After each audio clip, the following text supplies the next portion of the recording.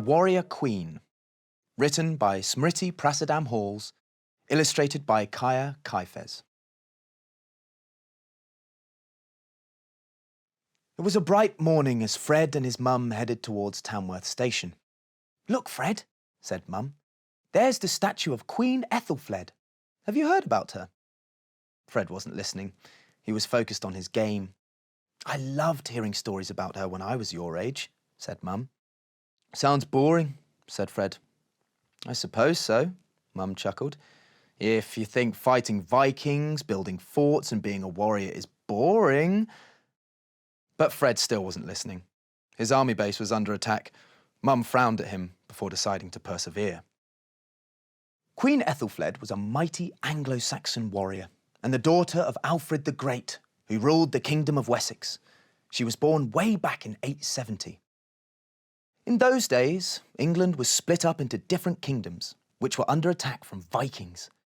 These great warriors sailed in longships from Scandinavia and conquered towns and kingdoms. The sun glinted on the huge metal statue of Ethelfled, standing proudly with her spear raised high. Mum continued, while Fred tried not to listen.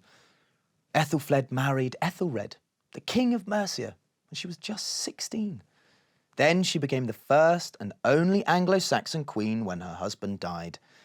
She was a great ruler who was adored by her people, but she had a big problem on her hands, said Mum, pausing as she glanced down at Fred.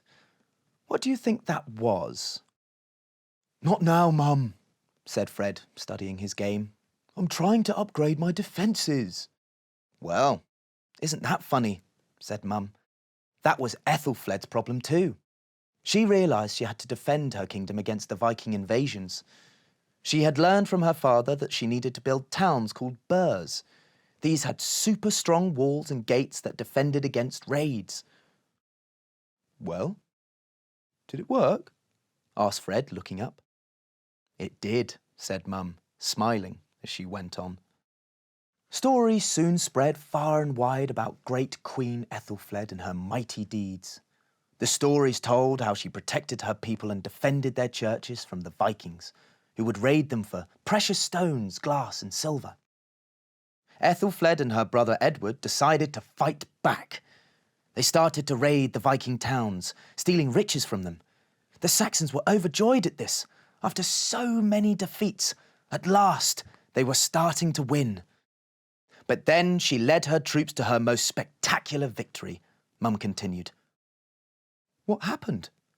asked Fred, who had put down his game and was listening closely. "She attacked the great Viking town of Derby and captured it back. The Vikings in Leicester were so scared by reports of this powerful queen that they simply surrendered without a fight. After that, even York, the biggest Viking stronghold of all, was ready to give in to her." Fred was now listening with wide eyes, not noticing that his own army was being attacked. "Did she go on to defeat all the Vikings?" Mum shook her head. That same year, Ethelfled became ill and died, right here in Tamworth. Her burial site is in Gloucester. But her nephew, Athelstan, went on to finish what she started. He became the first king to unite all of England. He had learned well from his wise warrior aunt. "She sounds pretty cool," smiled Fred. "And I'm definitely glad I don't have to fight her army in my game."